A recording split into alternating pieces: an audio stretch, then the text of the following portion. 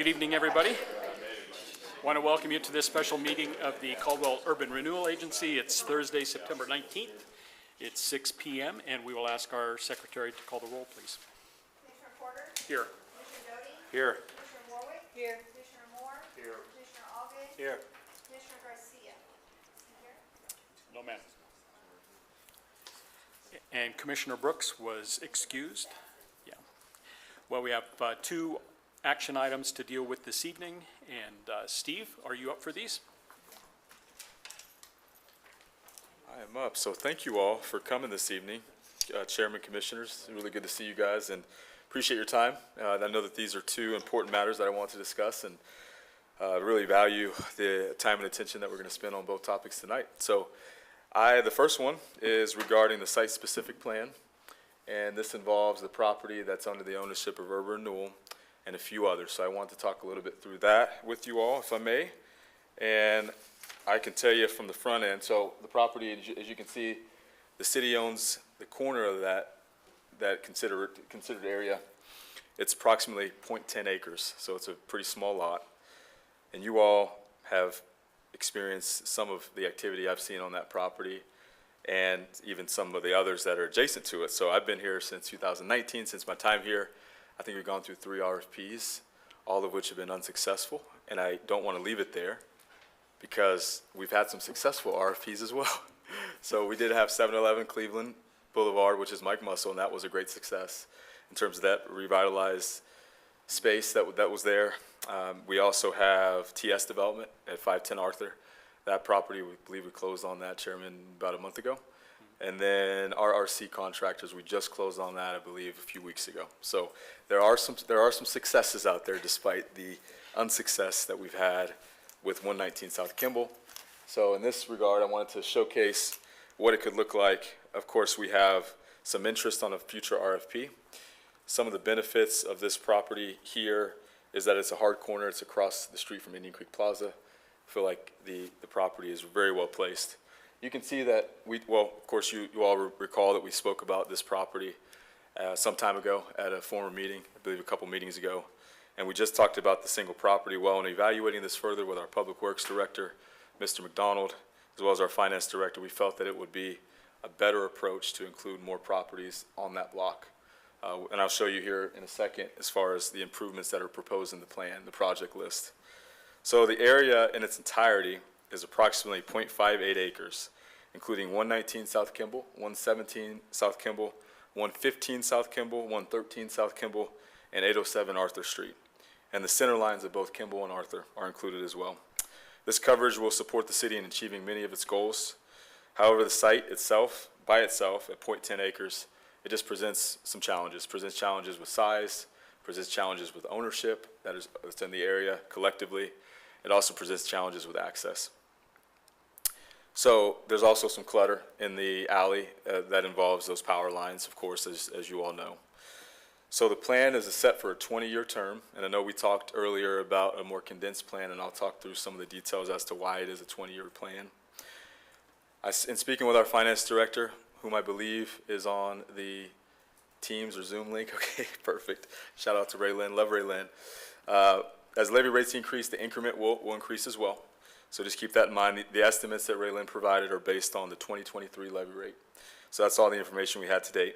The first year, just for your knowledge, is really a startup year. It's in 2024. We're not anticipating an increment in this year. So in essence, if this is approved through this governing body as well as City Council, it'll begin this year in 2024. This year is really a startup year just to get rolling.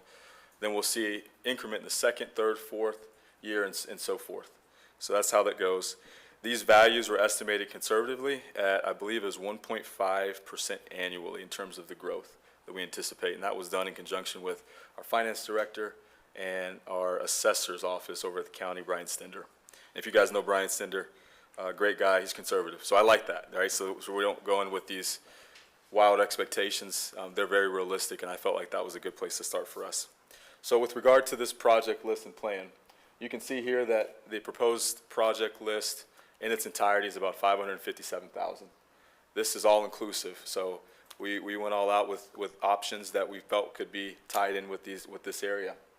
Of course, you see alley paving, you see decorative improvements there. You see street asphalt, stormwater, underground power, the building panel upgrades, lighting, alley approach, bulb out, frontage improvements, decorative frontage, and that's in front of the nail salon there. And if you go to the second option there, which is, option one, you'll see that this list looks a little different. It has two proposed projects, and it also has a very different price point. So $294,000 roughly in total for the improvements there. And this includes undergrounding the power and then building panel upgrades only. And then the last option, option two, is another approach that can be taken. And this is one that is a little more decorative and has some stormwater improvements, lighting, decorative frontage, all those things that you saw in the first slide. But essentially, this takes and demarcates, the improvements for the aesthetics and also the improvements for the power lines. So in this case, this is $263,000. So staff, and speaking with Public Works, we would like to recommend option one for your consideration. We, in working with our finance director, just felt that it would take too long for us, or we wouldn't be able to fulfill all of the projects that we would have liked to under that first plan in this time frame. And that is because, of course, with the anticipated projects that are forthcoming, there's just not enough increment to go around for all those projects. So we had to really tighten up our list and figure out what was the most pressing need in that area. And for us, it was burying those power lines. So undergrounding the power, and I'll tell you why, really, and you'll see the alley is covered in this plan, and that allows us to do that work in the alley. But underground that power gives us the ability to improve that alley at some point, obviously from a visibility standpoint, but also just if you have a venue that's there, maybe there's some seating that goes into the alley, just creates greater access. Of course, long-term thinking, there is a thought that some of those buildings to the east could change. They could be either redeveloped in its entirety or change hands. And of course, we just want to make sure that there's a pathway for that and that it looks similar to what we've done in the rest of downtown. So we do have an undergrounding power process going on right now with Idaho Power. It does not consider this area. So that would be part of the goal. So all in all, this is our site-specific plan that's being proposed. Again, it's about 0.58 acres in total, and it includes all the properties that are seen there highlighted in that light red color. I'm happy to answer any questions that you all may have. Thank you, Stephen. Questions for Mr. Jenkins? Mr. Doty? I know, shocker, I've got some questions.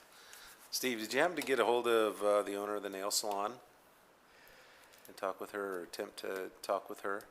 Yes, Chairman, Commissioner Doty. I personally was not able to touch base with Kathy from the hair salon.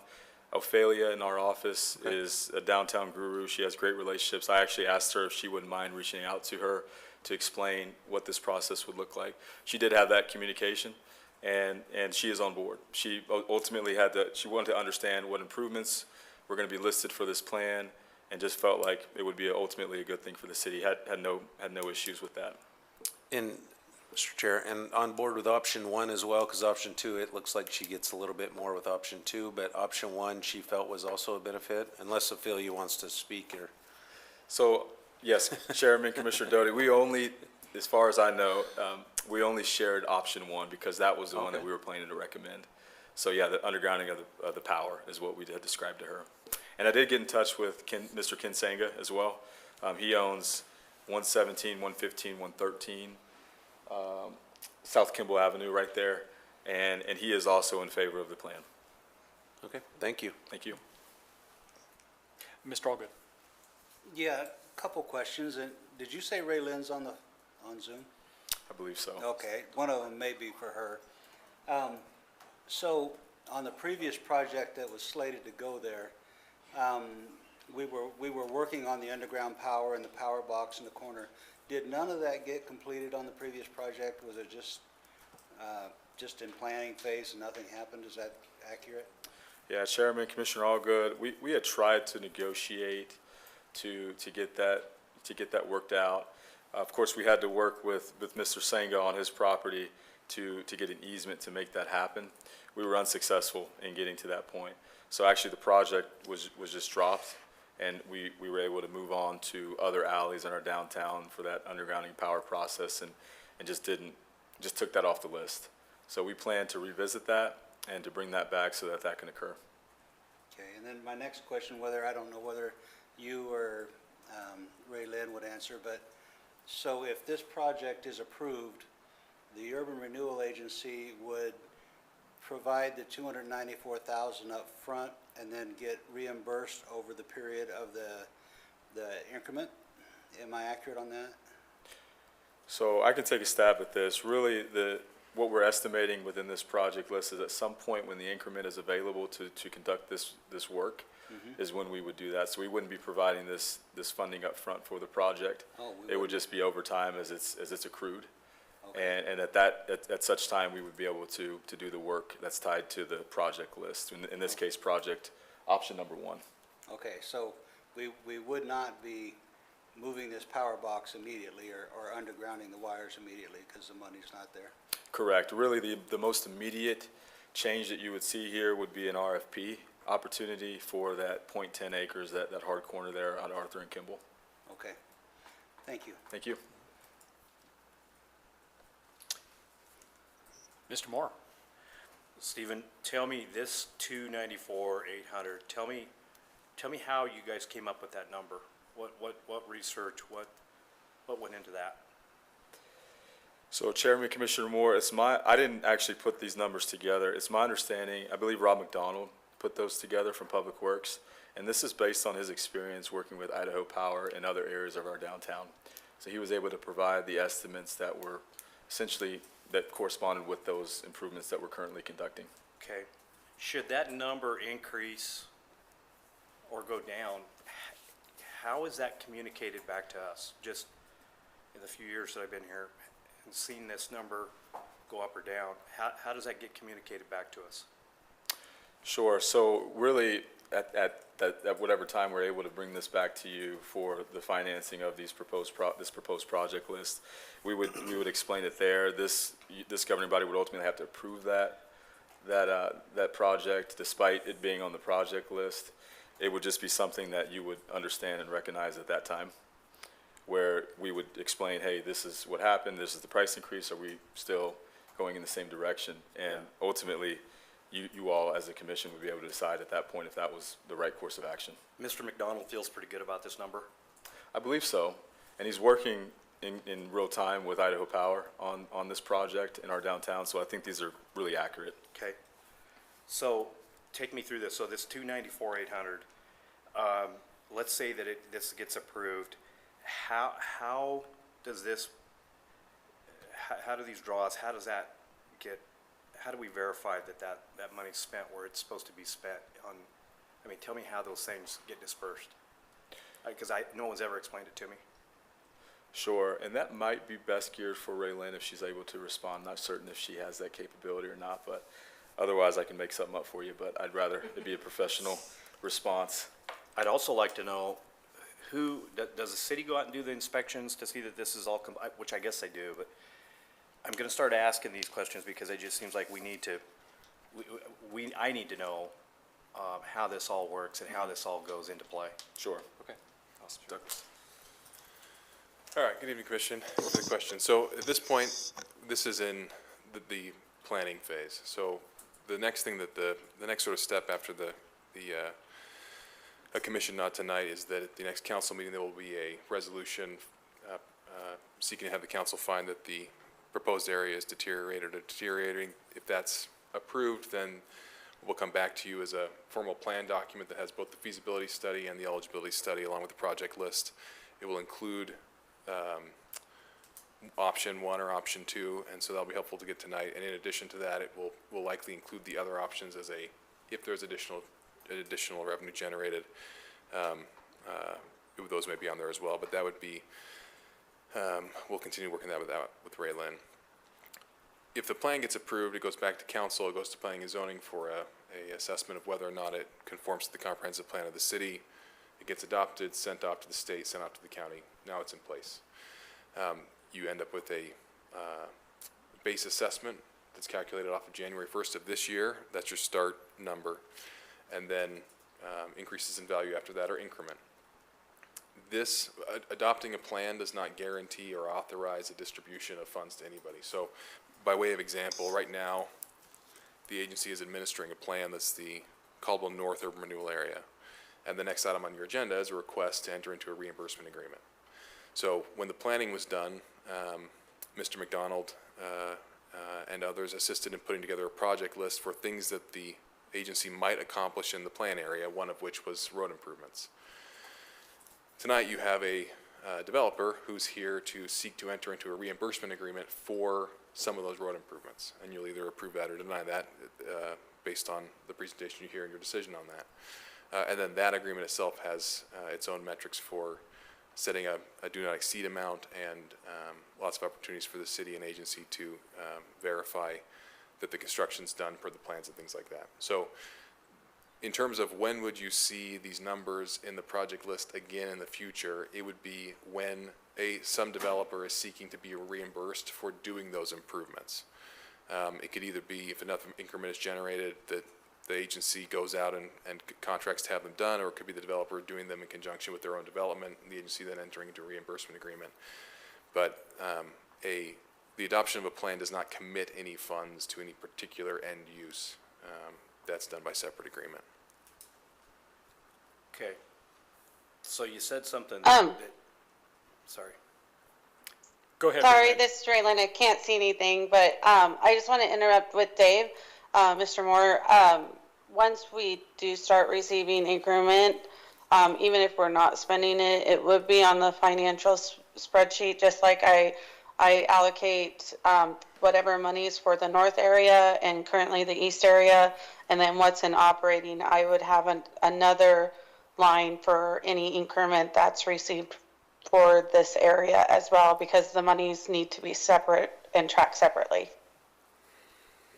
Okay, and Mr. Waterman says that the inspections or for the draws to the developer, those will be issued. Who goes out and inspects that and makes sure that everybody's on the straight and even kill, which I'm sure everybody is. Sure. But whose duty is that to make sure that that's done? So the agency has the authority to, in those agreements, to have inspections done. So the agency could contract with a third party or could utilize city services for that.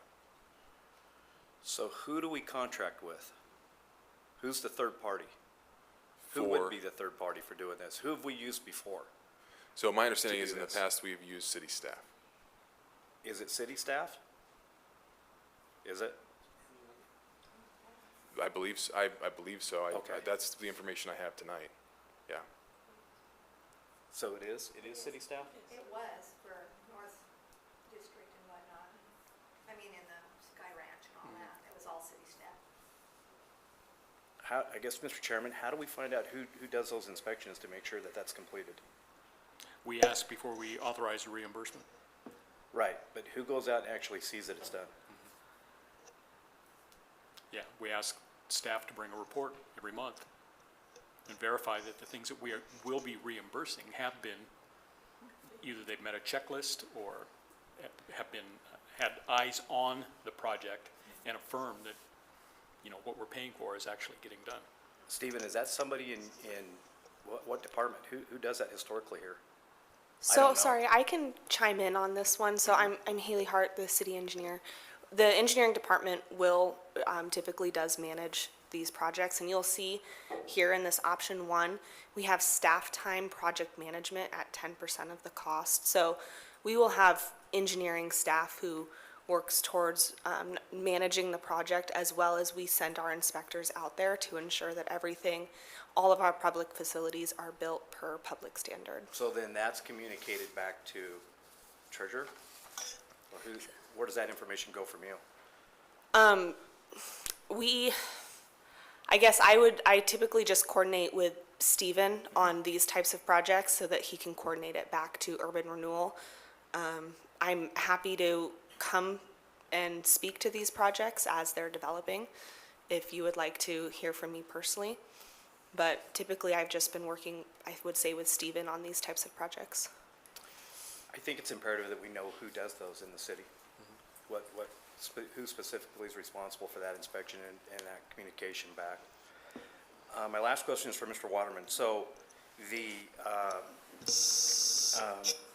RFP, when does that come out? When is the actual RFP? When will that? So the RFP won't be issued unless a plan is put in place. Okay. Yeah. So then, when do we normally get to see it? When do we get to see that RFP for our review? Do you mean when will you get to see this particular one, or like when in the process do you see it? This particular one? Oh, Stephen would have to answer that. I don't know what the timeline is in terms of when the hope is to issue that. Yeah. And Chairman, Commissioner Moore, I understand that you had some questions around financial capacity involved in some of the RFP, or at least the language that was tied into it. And I would be happy to share a draft with you before it gets disseminated. That was my plan anyway, Okay. just to make sure that you were comfortable with the language that was being sent out. Okay. Thank you, guys. Thank you. I don't have any more questions. Thank you, Dave. Mr. Chair, I just got one. Mr. Doty? I think, didn't Ray Lynn do the feasibility study on this? Yes. So can we just hear from her about that a little bit before we move forward? Thank Sure. you. Ray Lynn, would you like to speak to that? Sure. So, there's a lot, from the map, you can see there's a lot in the base values that's actually not taxable, from the alley. And then, but then there's also still for properties that is taxable. And so I worked with, Brian Stender to really understand the assessments and what's going to be in the base, and then what's going to be, what's kind of the trend with property assessments and the values of that. And so once we knew what the construction value was going to be, we took 90% of that, and that's conservative, but I didn't want to overstate the revenue. And then 1.5% growth after that. And it does remove all of the non-taxable, so anything that's not going to be taxable in that growth. So any of the alleyway or the streetscape is already removed from that taxable value. So it's not overstating that as well. The levy rate is an accumulation of all of the levy rates for these specific parcels, but it does remove Highway District 4 because there's certain things around Highway District 4 that we have to agree to, and so normally you do remove that to opt them out, and so that is not included within this increment calculation growth. I also made it to where the first 3 years, because it is going to take a little bit for this, between the RFP and the building being built, before there would be any growth on the property for increment. And so I did, for the first 3 years, not include any increment revenue at all. And then after those first 3 years, then it's about it starts at 15,000 and then grows from there incrementally. So for a total of, my estimates for the feasibility after the 20 years is in total increment value that the city would, or the urban renewal would receive, is $299,376.57.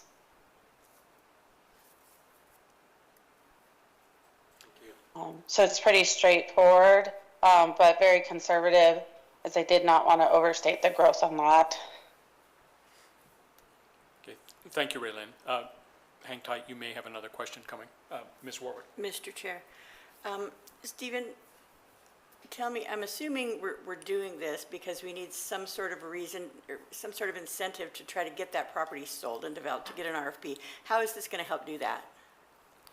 Yeah, great question, Commissioner Warwick. I would say really the RFP opportunity just presents the ability to use the reuse appraisal process. And of course, there have been discussions with adjacent property owners to acquire those properties. We do have some good momentum at the moment regarding the prospects that I referenced in my introduction. And I think between the two, at least the two that I've spoken to, and I've even spoken to a couple more that have given some passive interest to the site, but the two that I have thought about or have spoken to about this opportunity. It just would be a really good thing for the city at that location. I think this RFP process would help them get there. Thank you. Mr. Allgood? Yeah, Stephen, has this property been transferred to the city, or does the agency still own this? Yeah, Commissioner Alga, the agency still owns the property as of now. And so the portion that the city owns, we would do a reuse appraisal at the end to determine the value? Correct. Okay. Yeah. Mr. Moore? Stephen, you said the two developers, so there's been two that have shown interest in this? Oh, okay. So is there possibly gonna be more, or is it narrowed down to one? What's the future of that? No, Chairman, Commissioner Moore, really, it's helpful to us to get that initial interest, which prompts us to step into these matters a little more deeply, right, more seriously.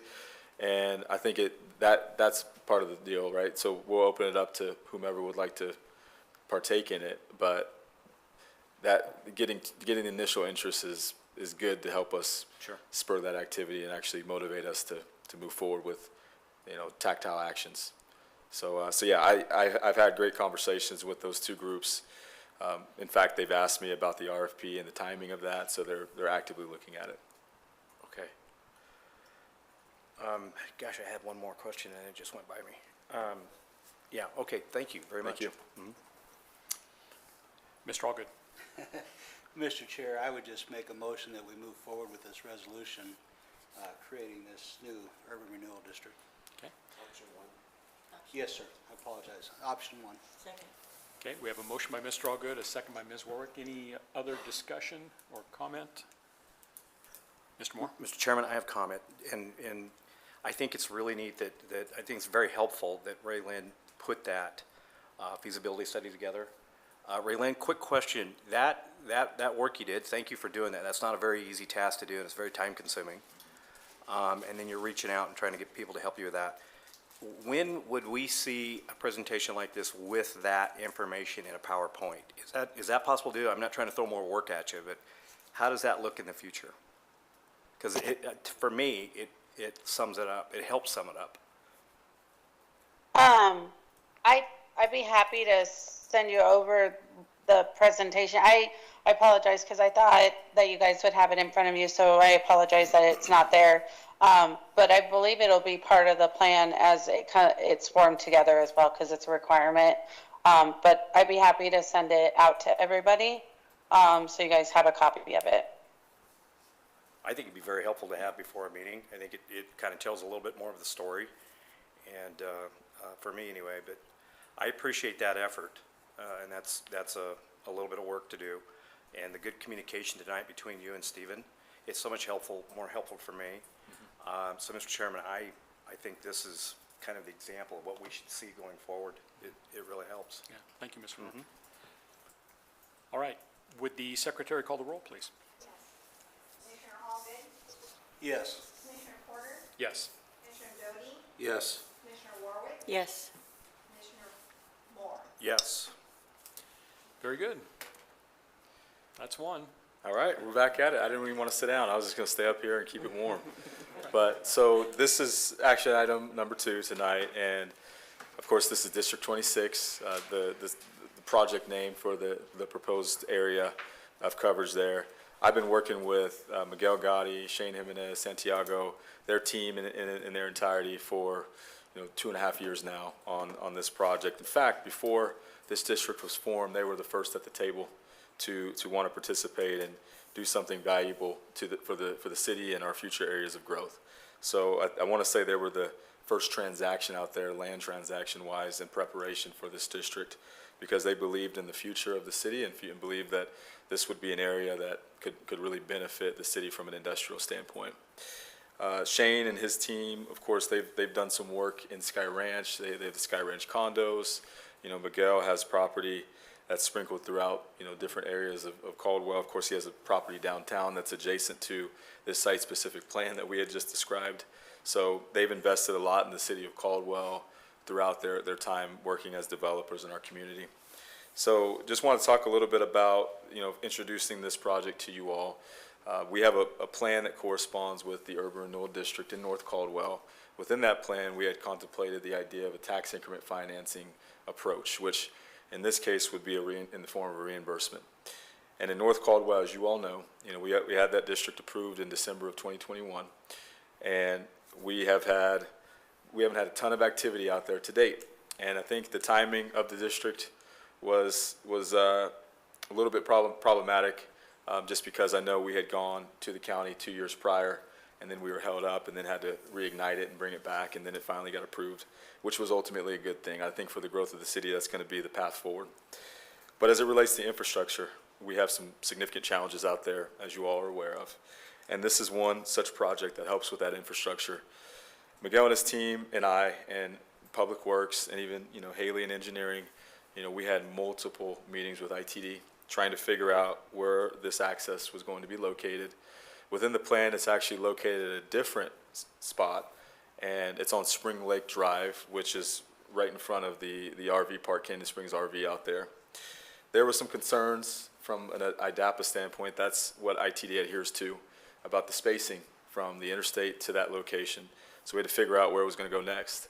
Ultimately, after months of meetings, and Miguel and his team can attest to that, we were able to identify gravel lane as that access point.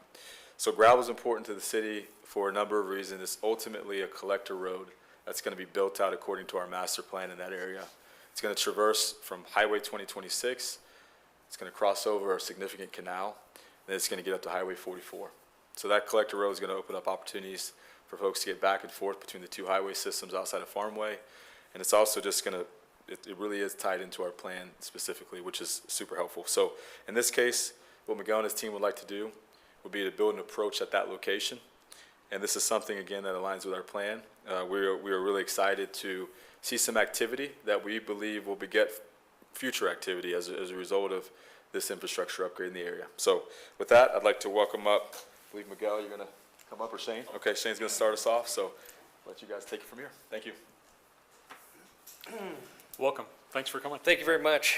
I haven't done this a lot, so I'm going to start by saying that.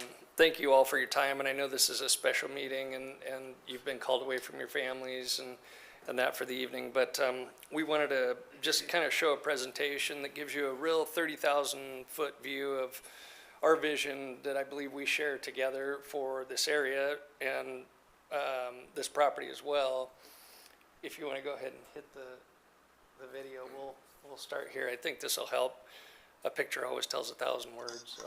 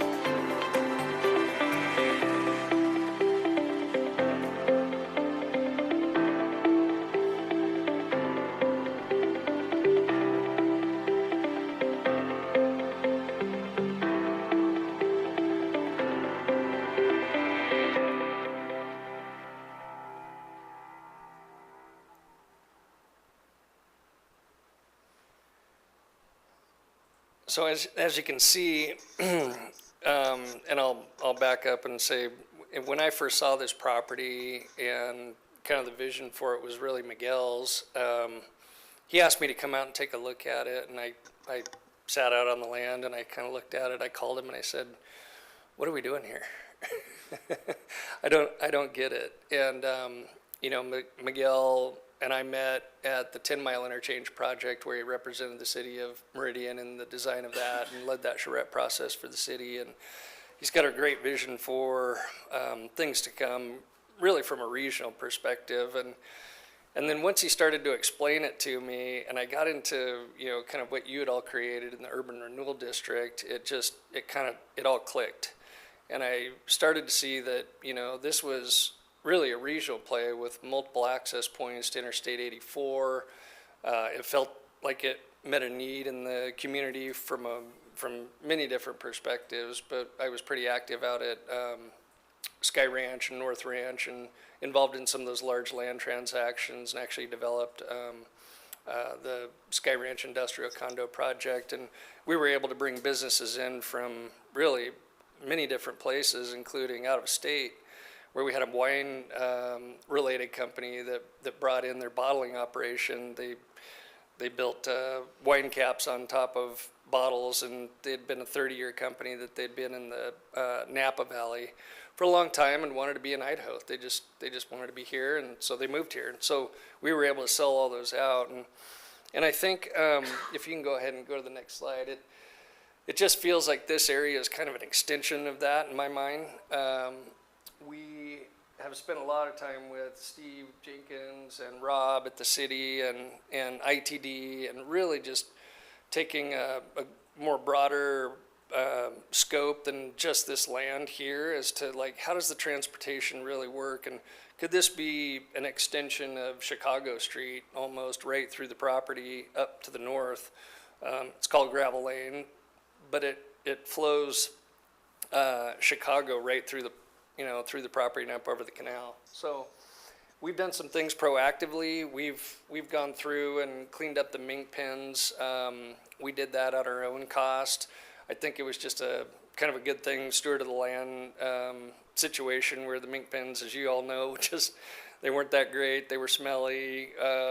And so we've had some great feedback from some of our neighbors that they're thankful, and I think, you know, the goal there was to really clean up the area. So we've done some of that. If you want to go ahead and go to the next slide, that'd be great. So in this area, you know, there just aren't utilities that were presently available for the area.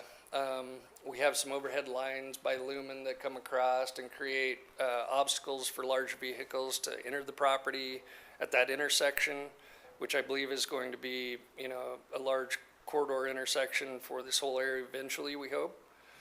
And so we have a canal crossing, and that's another, you know, thing to contend with down the road. So I think, you know, what we did is we really tried to look at, if you want to go ahead and go to that next slide, we really tried to dig into the document of the urban renewal agency that you'd created, or district that you'd created, so that we could make sure that what we were doing was in line with what your ultimate goals were for the agency, the area, and the city of Caldwell. And so, you know, as we get into this, the installation, construction of streets and infrastructure, and the things that we're really presenting tonight in the approach project, which we worked with ITD on.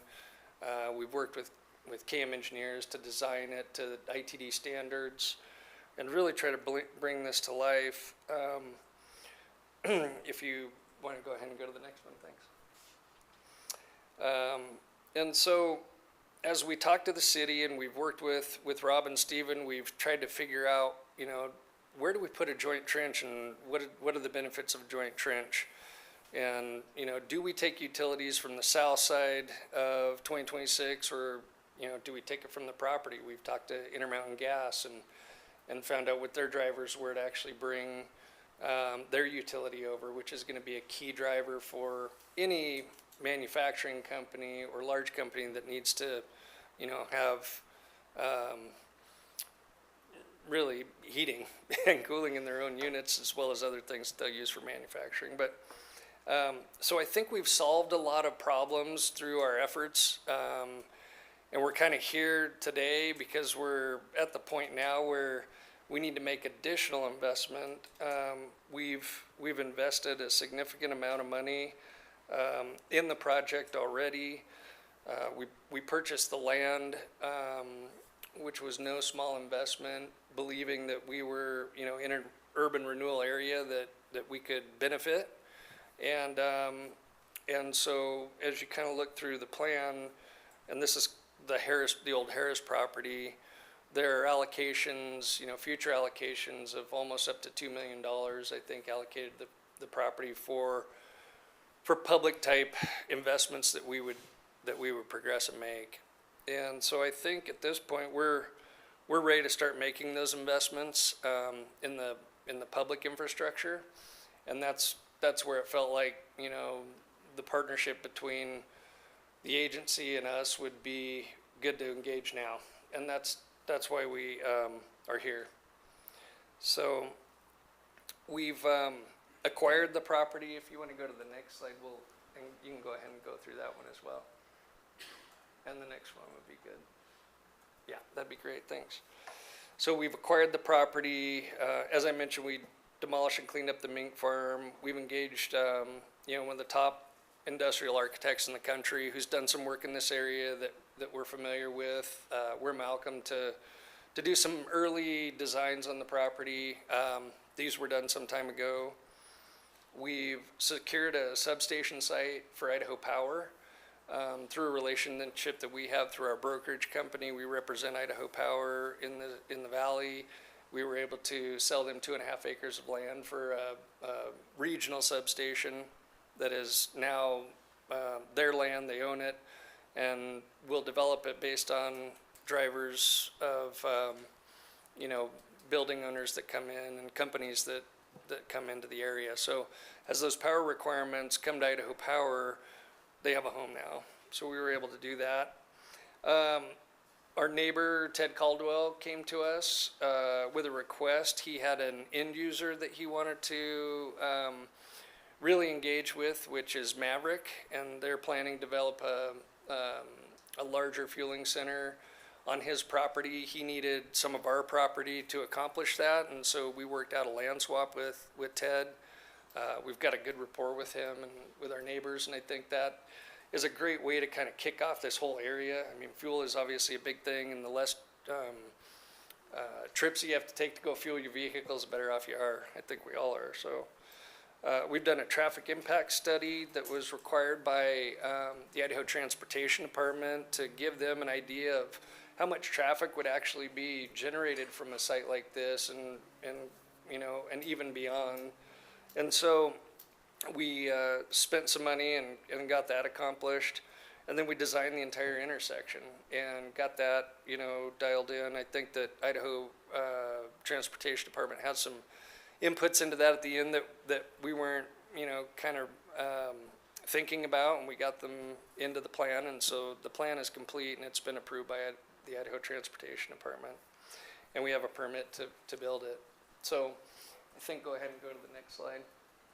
And so, this is kind of back to my original statement was, we believe in the plan. We have from early in the process.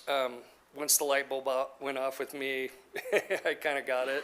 Miguel's had the vision all along, and thank you for that. I mean, he's been a key factor here, and I think, a good person to have on all of our side to be able to, look at this.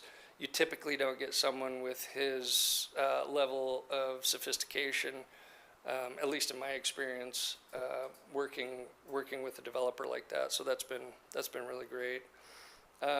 And we believe in Caldwell. I mean, we've built here. We come to the restaurants here. We live in this area, and I've been here since '77.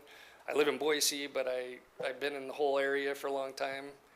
So I think that, as much as I'm talking a lot, we've also shown some action. We've done design work and a lot of planning, and we've collaborated a whole lot with the city of Caldwell.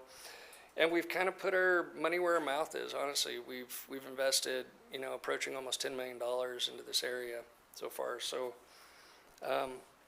on the next slide, you'll see the ITD approach construction plan, which is, thank you, you're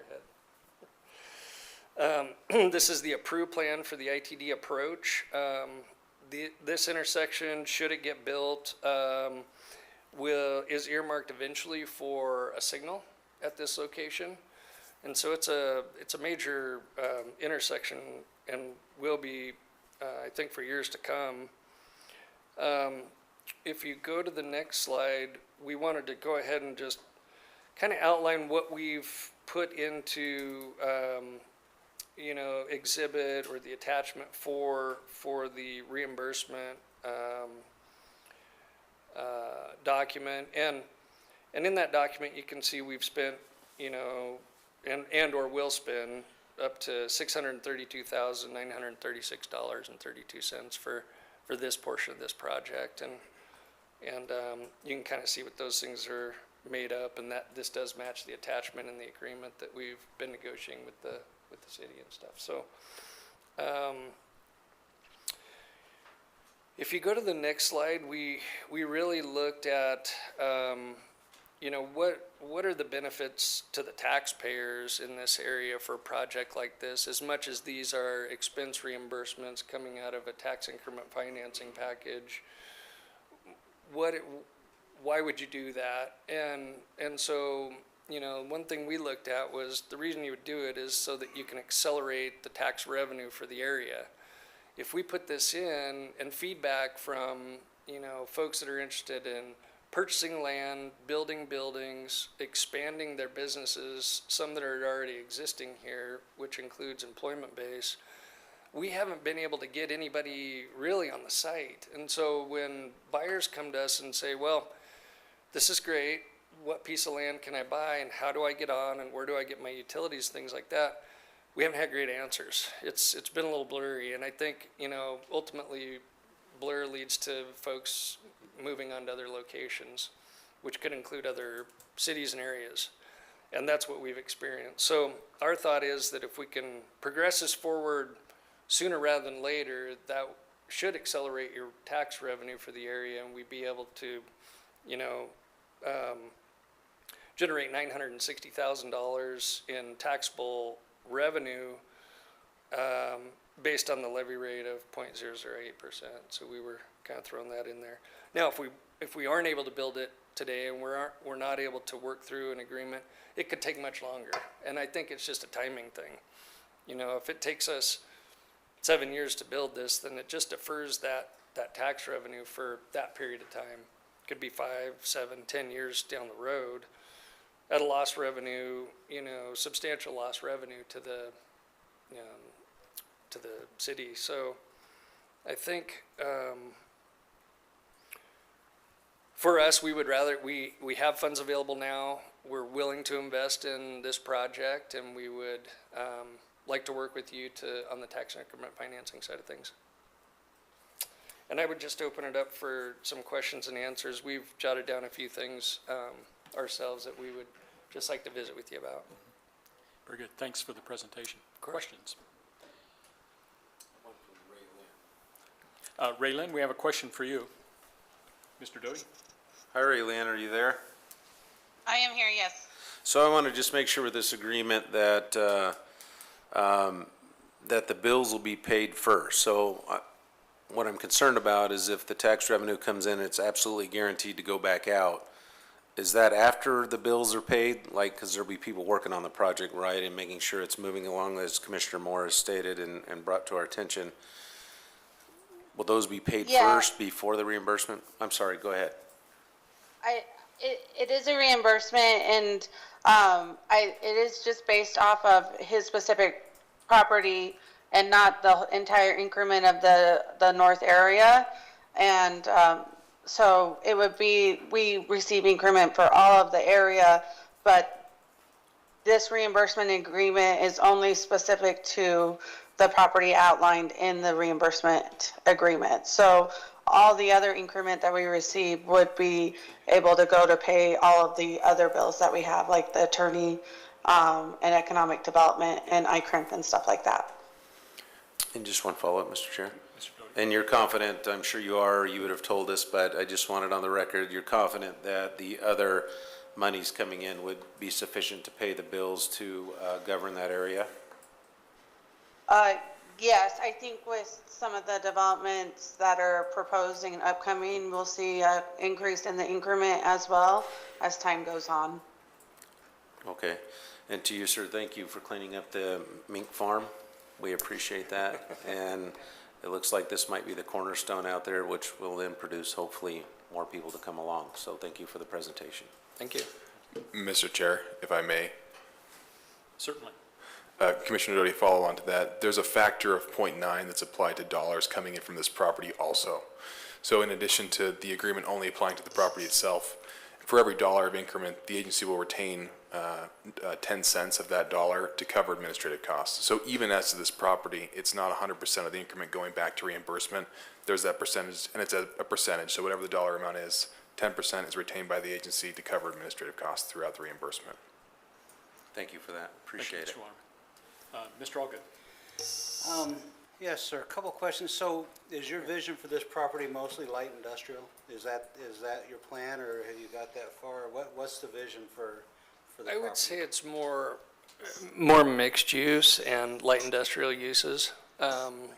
We are getting activity from all sorts of different users that have different types of companies. We have, but I would say primarily light industrial and mixed use. Okay, and the Maverick project is not yours, that's Mr. Caldwell's, you're just working with him to help him get that figured out? That's correct. We actually did a land swap with Mr. Caldwell so that he would have enough land to be able to put the Maverick on a site that was contiguous. Okay, and so tonight, and Mr. Waterman or whoever, correct me, we're just approving a development agreement. We're not approving a dollar amount tonight, or we're considering a dollar amount tonight? So if I may, yeah. Mr. Chair, Commissioner Allgood, so tonight you're considering a reimbursement agreement specific to that approach. The dollar amount in the reimbursement agreement has been left blank because the applicant wanted to come. Originally, when we had talked with staff, we talked about just a reimbursement for the construction costs. And leading up to the meeting, the applicant here had asked to include some of the other costs. And so we left the total do not exceed maximum reimbursement blank, so the applicant could make a pitch to you as to those things in addition to just basic, this is what we're paying the contractor. They've articulated some of those in terms of traffic impact study and testing and engineering and things like that.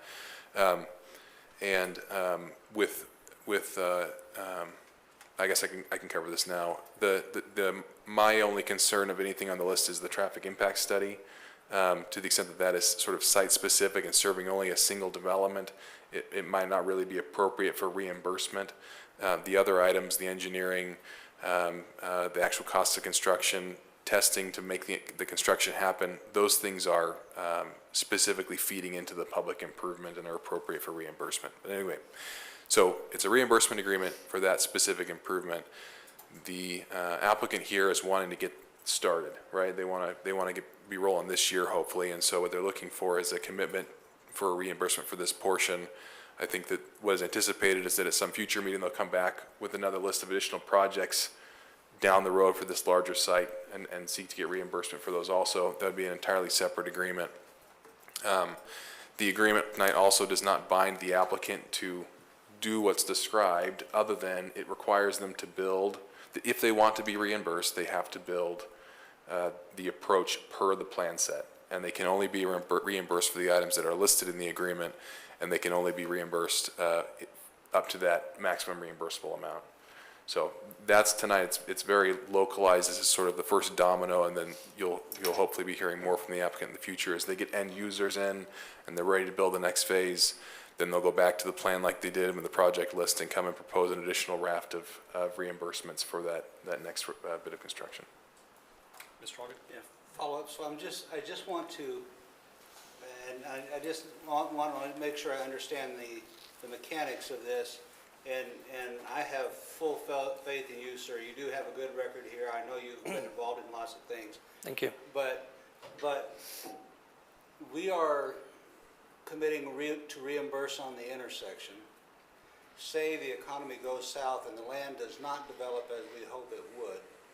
Who's on the line for the intersection? Is Urban Renewal still the holder of that loan, or?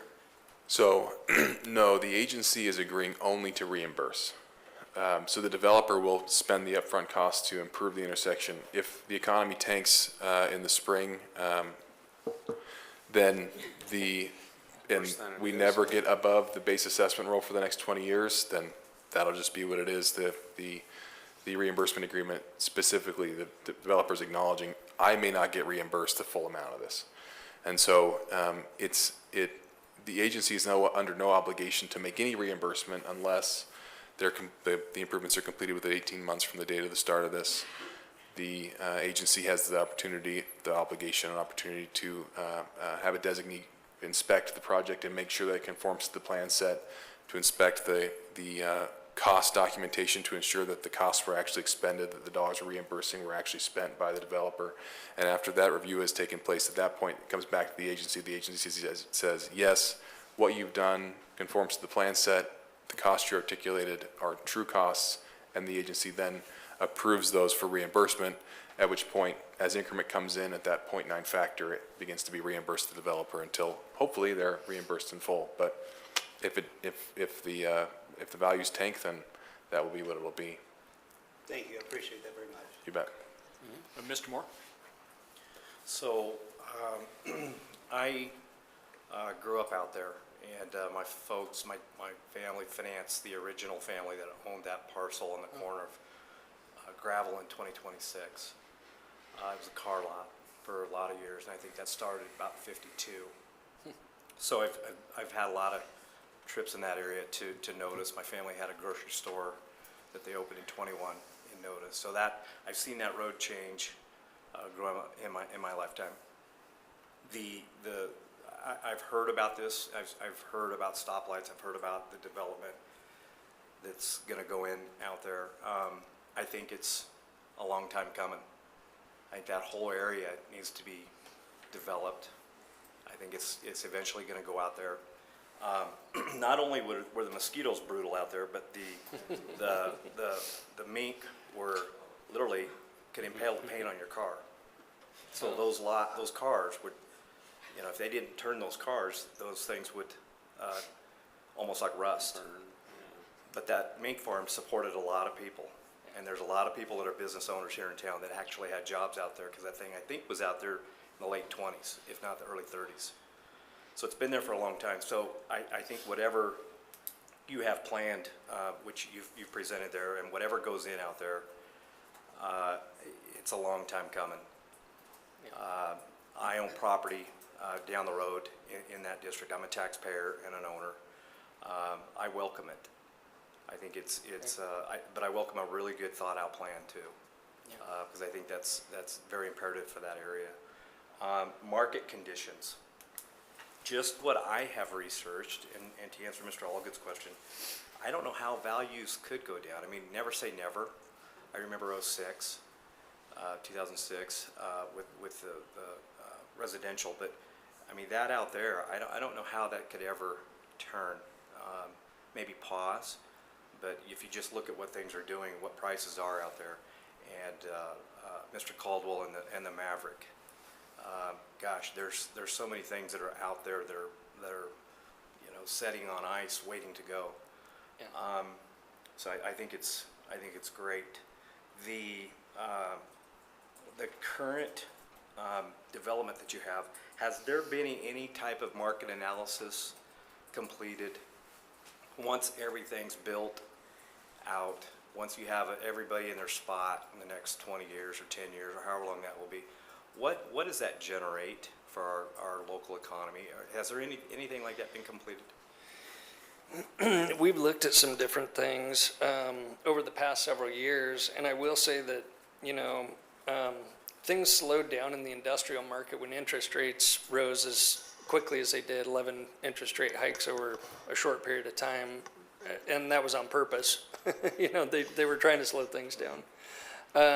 I would say in the last 60 to 90 days, we've seen things turn back around, anticipating that interest rates will, you know, go down, which they did recently.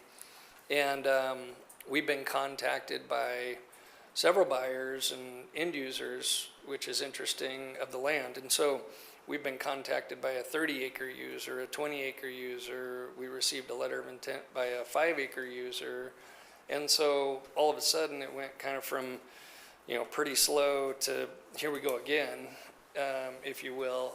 Very similar to, I think, how Sky Ranch developed and North Ranch did several years ago. So we've done some studies. I think we've looked at, you know, up to 1,200,000 square feet if we were to just absolutely maximize out the site.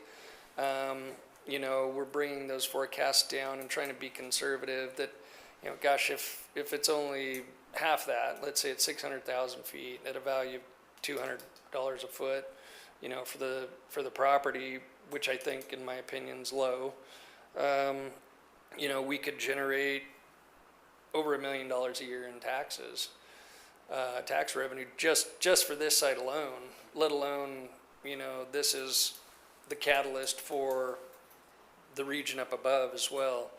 And I've heard a lot from folks, they really like the idea of having access to 2 interchanges. That's a key thing.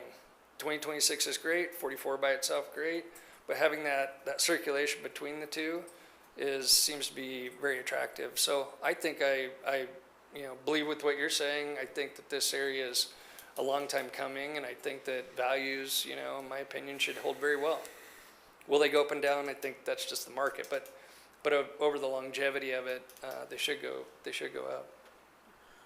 So without going, you know, into real specifics, what kind of financing goes on out there? I mean, is it private? Is it conventional? Is it government?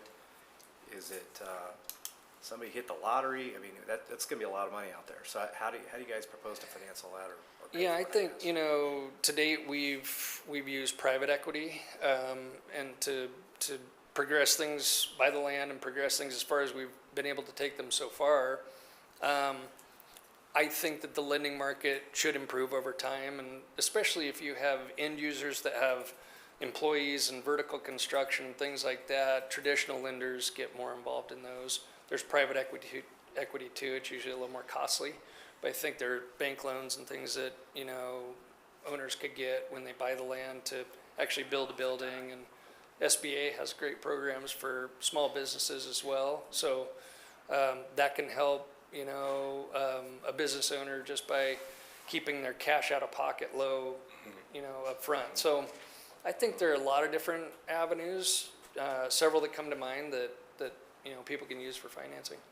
Do you fellows see any roadblocks, any issues to financing, long-term financing of this project? Any challenges? I mean, I'm sure there's challenges in everything, but. Well, I think from a, you know, if we were to just be proposing to build speculative buildings, those days are kind of, they're gone for now.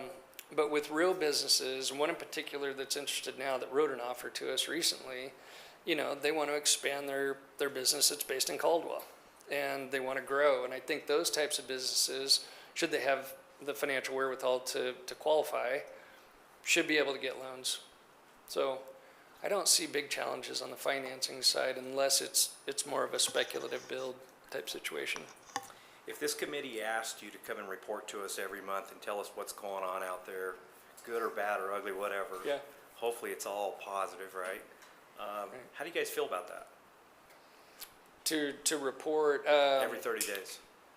about this particular project. Or anything going forward that might request URA? I think we're open-minded to communicate with you folks. Yeah. You said think. Well, Yeah. I mean, I'm I trying know- not to be overly committal, but Right. you know, every 30 days. But I think on a regular basis, we Yeah. would absolutely be willing to come and visit with you and give you progress reports on how things are going Yeah. and that. Yeah. Mr. Chairman, that's all I have, so thank you very much. Appreciate what you guys are doing, and Thank you. And it's a long time coming, like I said. Thank you. Okay, thanks, Mr. Moore. Mr. Doty, excuse me. We have the same haircut. Yeah. But, Mr. Waterman, this one's for you. So you made a statement about the traffic study. Is that our official stance that the traffic study wouldn't qualify? And if so, should we cut it out of this agreement or research it and we wouldn't offer reimbursement later? I just want it out front so they know and we know what our official stance is going to be on the traffic study. Mr. Chair, Commissioner Doty, so on the traffic study, with the information I have now, I'd recommend that you exclude it. If the applicant wants to provide some more context as to why they believe it's an appropriate cost, I'd be happy to hear that. But leading up to this meeting, like I said, we had, this conversation started just about the construction costs, and we added these additional things. And so rather than telling the applicant, the team here, no, we're not going to include them because there's some uncertainty, we just left the total blank and gave the applicant the opportunity to come present. So without knowing more, my recommendation is that you exclude the traffic study. I don't have the confidence that it is system-wide and not just site-specific and something that would be inappropriate for reimbursement. But with the exception of that, I believe all the others are appropriate, so. I think we're fine with that. You're good with that? Okay. I have a question for Haley. Have you reviewed the ITD proposal, and does it meet with your approval or Rob's, or? Yeah, the construction drawings that were approved by ITD, is that what you're referencing? Yes. Yes, yeah, I've approved those, or I've reviewed those. They look great to me. I reviewed them against the traffic impact study approval letter that ITD wrote, and they meet all of the requirements for traffic mitigation. Great, thank you. And one last question from myself. How close are you to annexation? We've applied for annexation through a development agreement with the city, and we're in the middle of that process now. Okay, all right. Mr. Moore? I'm sorry, no, I'm good. Oh, okay. Any other questions, or, I'm sorry. I'm just too the close green to light you. is on. I'm too close to you. It's a comment about this project in terms of overall Caldwell. I know none of us were on this committee when the whole concept of urban renewal happened to Caldwell. And a lot of people were really skeptical about how well it would work. I think Sky Ranch and Indian Creek Plaza are proof that it did. And we don't have any more room to go out that direction. This is the direction that we need to go. We are much luckier this time because we have developers willing to spend the money up front. We didn't have that last time. The city of Caldwell paid for all of that infrastructure, as I recall, out there. And urban renewal had to reimburse the city, but the city was on the hook for that money first. And we're very lucky that we have folks willing to take a chance on us and put that money up front and simply ask for reimbursement for public improvements. And I thank you for that. Thank you. Steve, do you have any final comments before we bring this to a close? Thank you. All right. Well, thank you to District 26 and their team for sharing that information.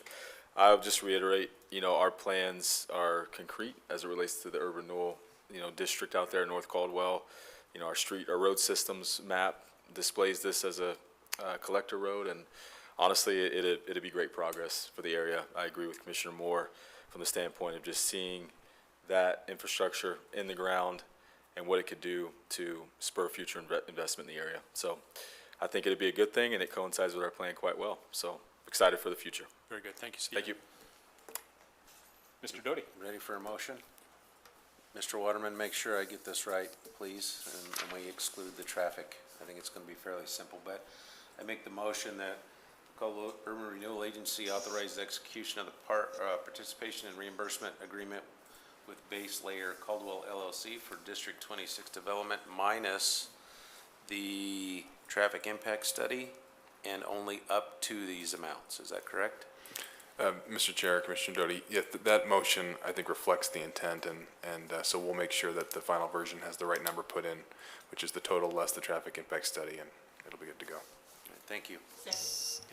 A motion by Mr. Doty, a second by Ms. Warwick. Any last comments? Would the secretary call the roll? Commissioner Doty? Yes. Commissioner Warwick? Yes. Commissioner Moore? Yes. Commissioner Allgood? Yes. Commissioner Porter? Yes.